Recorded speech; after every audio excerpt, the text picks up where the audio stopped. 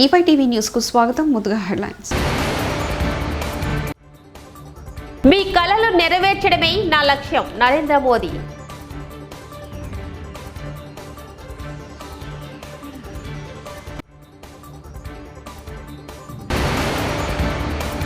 షర్మిలకు Sajjala strong counter.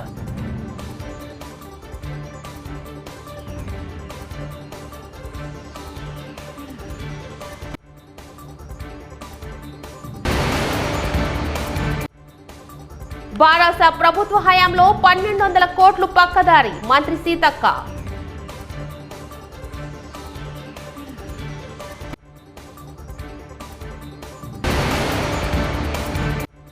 తెదేపా కార్యకర్త కుటుంబానికి నారా భువనేశ్వరి పరామర్శ.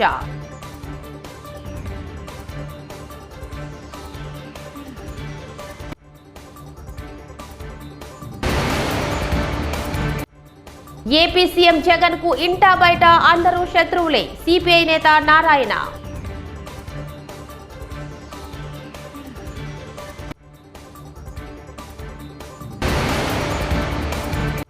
మదురైలో ఘనంగా తెప్పతి రోజు ఉత్సవం.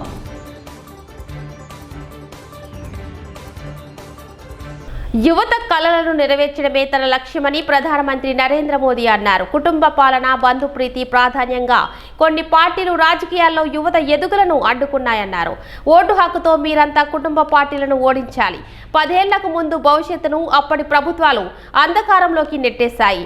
డిజిటల్ ఇండియా, స్టార్టప్ నినాదంతో మేం అవకాశాలు కల్పించాం. మీ కలలను నెరవేర్చడమే నా లక్ష్యం. ఇందుకు మోదీ గ్యారంటీ అని మోదీ తెలిపారు. सरकार के प्रयासों से आज पश्चिमी उत्तर प्रदेश रोजगार देने वाले प्रमुख सेंटर में से एक बन रहा है। केंद्र सरकार देश में 4 नए औद्योगिक स्मार्ट शहर बनाने की तैयारी में है। ऐसे नए शहर जो दुनिया के श्रेष्ठ मैन्युफैक्चरिंग और निवेश स्थलों को टक्कर दे सके, इसमें से एक औद्योगिक स्मार्ट शहर पश्चिमी उत्तर प्रदेश के ग्रेटर नोएडा में बना है। और आज मुझे इस महत्वपूर्ण टाउनशिप का उद्घाटन करने का सौभाग्य मिला है। यहां हर वो बुनियादी सुविधा। ఏపీసీసీ చీఫ్ వైఎస్ షర్మిలకు వైసీపీ ప్రధాన కార్యదర్శి సజ్జల రామకృష్ణ కౌంటర్ ఇచ్చారు. షర్మిల మాట్లాడే పొందన లేని మాటలకు సమాధానం చెప్పాల్సిన పని లేదన్నారు. వైఎస్ఆర్ బిడ్డగా, జగన్ సోదరిగానే షర్మిల అందరికీ తెలుసని, ఆమెకు అంతకు మించిన ప్రత్యేకత ఏమి ఉందని ప్రశ్నించారు. ఫ్యామిలీపై సీఎం చెప్పినదంతా నిజమేనని, జగన్ తండ్రి వైఎస్ఆర్ అని చెప్పే స్థాయికి ఆయన ఎదిగారని వెల్లడించారు. ఎక్కడ రాజశేఖర రెడ్డి గారి ఆశయాలు ఈయన మర్చిపోయారు, వెనక్కి వేశారు. ఆయన మరింత పదునెక్కించారు, మెరుగుపరిచారు, వాటిని వ్యవస్థీకృతం చేశారు. ఇంక్లూడింగ్ డెలివరీ సిస్టమ్ కిందికి తీసుకెళ్లారు. నేను ఇది ఎక్స్ప్లెనేషన్ లాగా ఇవ్వట్లా, ప్రజలకు చెప్తున్నాం.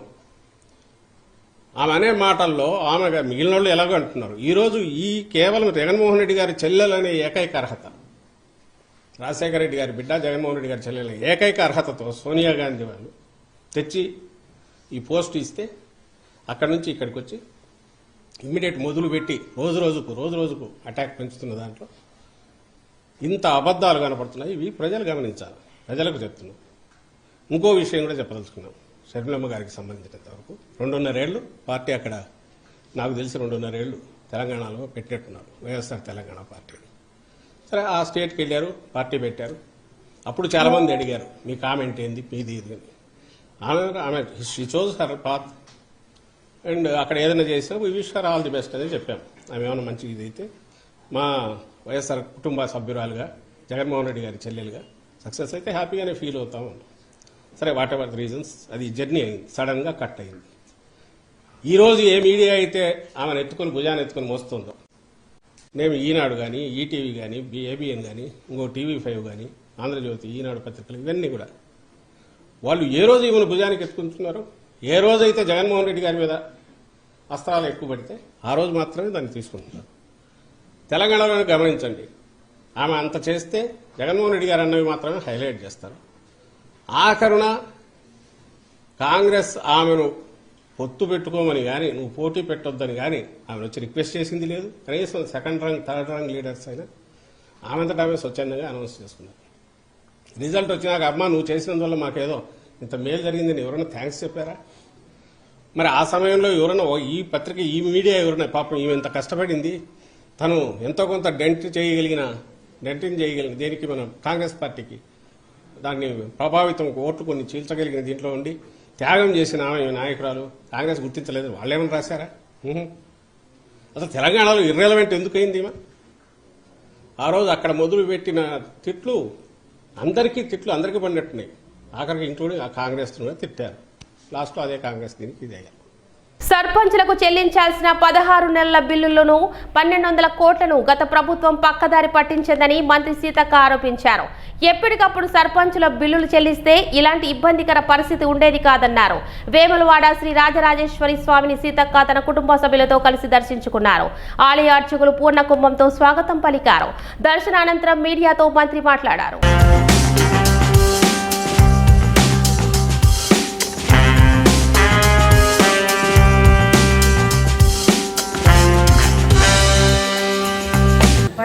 దాదాపుగా 16 నెలల నుంచి మొత్తం దాదాపుగా 1200 కోట్ల పైగా గత ప్రభుత్వం బిల్లులన్నీ సైడ్ ట్రాక్ పట్టించింది, వాడుకున్నది, వేరే దిక్కు వాడుకున్నది. ఇప్పుడు మేము వచ్చినాము, జీతాలు ఇచ్చుకోవడానికి కూడా అక్కడ ఏం లేదు వాస్తవానికి. అవన్నింటిని కూడా సరి చేసుకుంటూ కనీసం 5వ తారీఖు లోపు ఉద్యోగుల జీతాలు ఇవ్వడము, పెన్షన్లు ఇవ్వడము ఇప్పుడు కార్యక్రమం. మీరు ఇది ఇస్తాన్నారు, చేయలేదు అంటారు. మేము ఎక్కడ కూడా ఒక్క రూపాయి కూడా రాష్ట్ర ప్రజల యొక్క ఆస్తులను కానీ అంటే ప్రభుత్వం యొక్క డబ్బును కానీ మా సొంత ప్రయోజనాలకు, మాకు ఇష్టానికి, మా నచ్చిన అంటే కట్టడాల కోసం మేము ఎక్కడ కూడా వాడలేదు. మీరు చూస్తున్నారు, ప్రతి రూపాయి కూడా ప్రజా సంక్షేమం కోసమే వాడుతున్నాం. ఖచ్చితంగా దశల వారీగానైనా వాళ్ళ కష్టాలు తీర్చాలని మేము ఆలోచనలో ఉన్నాం. అనేక సందర్భాల్లో కూడా రివ్యూలలో కూడా చేస్తున్నాము. సర్పంచులకు రావాల్సినటువంటి ఏదైతే బిల్లులు ఉన్నాయో ఇస్తున్నాం. కానీ ఇలా వాళ్ళు మాట్లాడుతున్నారు, మేము రాగానే గొంతు విప్పుతాం. ఇదే గొంతు మేము అసెంబ్లీలో విప్పితే సర్పంచులకు ఒక్క రూపాయి ఇచ్చేది లేదని అన్నారు, మీకు తెలుసు. ఇప్పుడు ఇక్కడ ఉన్నటువంటి నాయకులు మేము అడుగుతాం ఆ డబ్బులన్నీ కూడా ఎప్పటికప్పుడు వాళ్ళు స్టేట్ ఫైనాన్స్ వచ్చినటువంటి ఏవైతే ఉన్నాయో అవన్నీ వాళ్ళకి ఇచ్చేస్తే ఇంత ప్రాబ్లం ఉండకపోవు వాస్తవానికి. కాబట్టి ఆ ప్రాబ్లం క్రియేట్ చేసింది గత ప్రభుత్వం. ఇప్పుడు సాల్వ్ చేయడానికి మేము 100% ప్రయత్నం చేస్తాం. ఇప్పుడు రేపు రాబోయే కాలంలో 2500 ఉమెన్కి కానీ, కరెంట్ కానీ, గ్యాస్ కానీ ఇవన్నీ కూడా చేస్తున్నాం. ఒక్క గ్యారంటీని మేము స్టార్ట్ చేస్తే గగ్గోలు పెడుతున్నారు. మీరు చూస్తున్నారు, ఆడోళ్ళు అనుకుంటారు బస్సులల్లో, అలా కూడా వాళ్ళు క్రియేట్ చేస్తున్నారు. కొంతమంది అట్లా కొట్లాటలు పెట్టడంలో కూడా కొంతమంది వాళ్ళ టీములను పంపించి, అంటే ఆడవాళ్ళ మీద గత ప్రభుత్వానికి ఎలాంటి ఆలోచన ఉందో మీకు తెలుసు. ఇవాళ ఇక్కడి నుంచి హైదరాబాద్కు ఆటో పోతుందా? మరి అట్లాంటివి కూడా అడ్డుకునే ప్రయత్నం చేస్తున్నారు. రాష్ట్రంలో ఉన్నటువంటి మా అక్కలు చెల్లెళ్ళు అర్థం చేసుకోవాలి. వైకాపా ప్రభుత్వానికి ప్రజాస్వామ్య సూత్రాలు లేవని సిపిఐ జాతీయ కార్యదర్శి నారాయణ విమర్శించారు. పైకి సెక్యులర్ పార్టీ అంటూనే భాజపాకు ఊడిగం చేస్తున్నారని ఆగ్రహం వ్యక్తం చేశారు. జగన్ కు ఇంటా బయట అందరూ శత్రువులేనన్నారు. జగన్ పాలన చివరి దశలో ఉందని విమర్శించారు. అధికారపూర్వకంగా తీర్మానం చేశారు బీజేపీ గవర్నమెంట్. అంటే ఒక రిలీజియస్ ఫంక్షన్ని రాజకీయ పరం చేసి, ప్రభుత్వ పరంగా చేసి, ప్రభుత్వం క్యాబినెట్ నుంచి ఒక తీర్మానం చేసే పరిస్థితి వచ్చిందంటే అసలు రాజ్యాంగం ఉందా లేదని. అయోధ్యలో రామాలయం నిర్మించడం, ప్రారంభించడం మాకే వ్యతిరేకం కాదు. కానీ ఎన్నికైన ప్రధానమంత్రి, ఎన్నికైన ముఖ్యమంత్రి, ఉత్తరప్రదేశ్ ముఖ్యమంత్రి ఇద్దరు కలిసి దానికి మొత్తానికి ఒక ఈవెంట్ సెలబ్రేషన్ లాగా మార్చేశారు. ఓట్లే కావాలి, దేశం ఏమైనా అనుకుంటున్నారు. ఇది ఈ విధంగా సాగడం మొదలుపెట్టి దేశం ఒకటిగా ఉంటుందా? ఈశాన్య రాష్ట్రాలు ఏమవుతాయి? పంజాబ్ ఏమవుతుంది? జమ్మూ కాశ్మీర్ ఏమవుతుంది? చివరికి ఉత్తర భారతదేశం, దక్షిణ భారతదేశం ఫీలింగ్ రాదా? ఈ దేశం ఒకటిగా ఉంటుందా? LK Advani father of the issue. కానీ ఎల్కే అద్వానీ ఎక్కడున్నాడు ఇప్పుడు? ఆయన రాని లోపలికి రావద్దని దండం పెట్టేశారు. అందుకే ఎల్కే అద్వానీ కట్ చేశాడు, బయట ఇతర రాజకీయ పార్టీలు కూడా బ్లాక్మెయిల్ చేస్తారు. అందుకే కొనగా బ్లాక్మెయిల్ టాక్టిక్స్ ప్రారంభించబడింది కేంద్ర ప్రభుత్వం. అదే స్థాయిలోనే సమస్య వస్తూ ఉంది. ఇంకొక అవమానం ఏంటంటే దేశాధ్యక్షురాలు ముర్ము ప్రథమ పౌరులు అట్లాంటి వారిని పార్లమెంటు ఓపెనింగ్కే అని లేదు. పోనీ అయోధ్యకి అందరినీ పిలిచారు కదా, మరి ఆమె ఎందుకు వెళ్ళకపోయారు?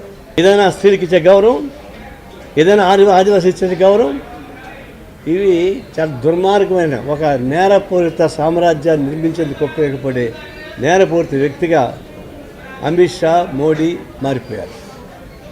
అందుకని ఈ దేశాన్ని సెక్యులర్ వ్యవస్థ కాపాడుకోవాలంటే ఇండియా కూటమి బలపడాలని కోరుకుంటుంది. కాంగ్రెస్ పార్టీ ఆధ్వర్యాన ఇండియా కూటమి ఏర్పడుతుంది. కానీ దురదృష్టం కాంగ్రెస్ పార్టీ ఇంకా విశాలంగా ఆలోచించాల్సింది. కొంతమంది మోడీ బ్లాక్మెయిల్ వల్ల కొంతమంది బెదిరిపోతున్నారు. కాంగ్రెస్ పార్టీ ఒక విశాల దృక్పథం లోపించిన వల్ల కూడా కొంతమంది బయటకు పోతున్నారు. ఇది ప్రమాదం. రేపు కాంగ్రెస్ పార్టీ మరింత విశాల దృక్పథంతో ఉండి అందరినీ కలుపుకోవాల్సిన అవసరం ఉందని చెప్పేసి నేను పార్టీ అభిప్రాయపడతాను. సెక్యులరిస్ట్ అని చెప్పుకునేవాళ్ళు పైకి చెప్పుకుంటూ లోపల బీజేపీకి ఊడిగం చేస్తూ ఉన్నారు. అట్లా ఊడిగం చేయడానికి నష్టం వస్తుంది. ఒకవైపు తెలుగు రాష్ట్రాలు రెండింటికి శత్రువు ఉన్న ఉంటే బీజేపీని, తెలుగు ప్రజానీకాన్ని రిప్రజెంట్ చేసేటువంటి అధికార పార్టీ కానీ ప్రతిపక్ష పార్టీ కానీ తెలుగు ప్రజల పక్కన నిలబడకుండా. తమిళనాడులోని మధురై మీనాక్షి ఆలయానికి భక్తులు పోటెత్తారు. తెప్ప తిరువుజు ఉత్సవాన్ని పురస్కరించుకుని వేలాది మంది భక్తులు ఆలయానికి వచ్చేశారు. అమ్మవారి తెప్పోత్సవాన్ని ఘనంగా నిర్వహించారు. ప్రతి ఏడాది జనవరిలో ఈ ఉత్సవాలను వైభవంగా నిర్వహిస్తారు. తెలుగుదేశం పార్టీ కార్యకర్తలతో ఆత్మీయ సమావేశం నిర్వహించిన కేశినేని శివనాథ్, తంగిరాల సౌమ్య. ఎన్టీఆర్ జిల్లా నందిగామ మండలాల్లో అడవిరావులపాడు, లింగాలపాడు, తక్కెళ్లపాడు, కొత్త బెల్లంకొండ వారిపాలెం, చెరువు కొమ్ముపాలెం గ్రామాల్లో తెలుగుదేశం పార్టీ నేతల ఆత్మీయ సమావేశంలో మాజీ శాసనసభ్యురాలు శ్రీమతి తంగిరాల సౌమ్య గారితో కలిసి పాల్గొన్న Kesineni foundation chairman Telugu Desam party నాయకులు కేశినేని శివనాథ్. ఈ ఆత్మీయ సమావేశంలో పెద్ద ఎత్తున పార్టీ నేతలు, కార్యకర్తలు, అభిమానులు పాల్గొనడం జరిగింది. 65 ఓట్లు వచ్చింది. ఈసారి భారీ మెజార్టీ రావాలి, 400 నుంచి 500 ఓట్లు. ఎందుకంటే మనతో జనసేన కూడా కలుస్తుంది. జనసేన తెలుగుదేశం ఉమ్మడి అభ్యర్థులు ఉంచబోతున్నారు. మనం అందరం కలిసికట్టుగా ఉండి మనం ఇక్కడ 400 నుంచి 500 ఓట్లు మెజార్టీ తెచ్చుకోవాలి. మనం ఇంకా 80 రోజుల సమయం ఉంది. ఈ 80 రోజులు కష్టపడాలి. మనం గొడవలు పడవద్దు. మీ కలలు నెరవేర్చడమే నా లక్ష్యం. నరేంద్ర మోదీ.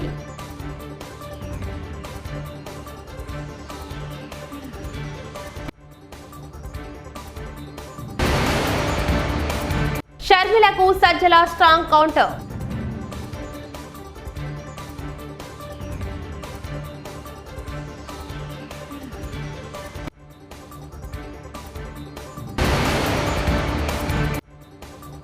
బారాస ప్రభుత్వ హయాంలో 1200 కోట్లు పక్కదారి. మంత్రి సీతక్క.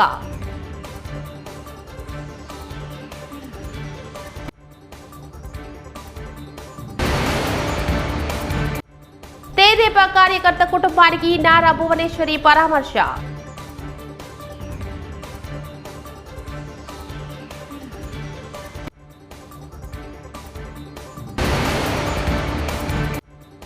ఏపీ సీఎం జగన్ కు ఇంటా బయట అందరూ శత్రువులే. సిపిఐ నేత నారాయణ.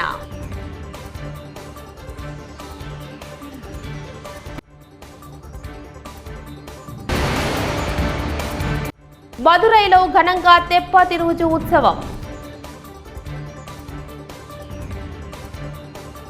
ఇవి బులెటిన్ విశేషాలు. చూస్తూనే ఉండండి E5 టీవీ న్యూస్.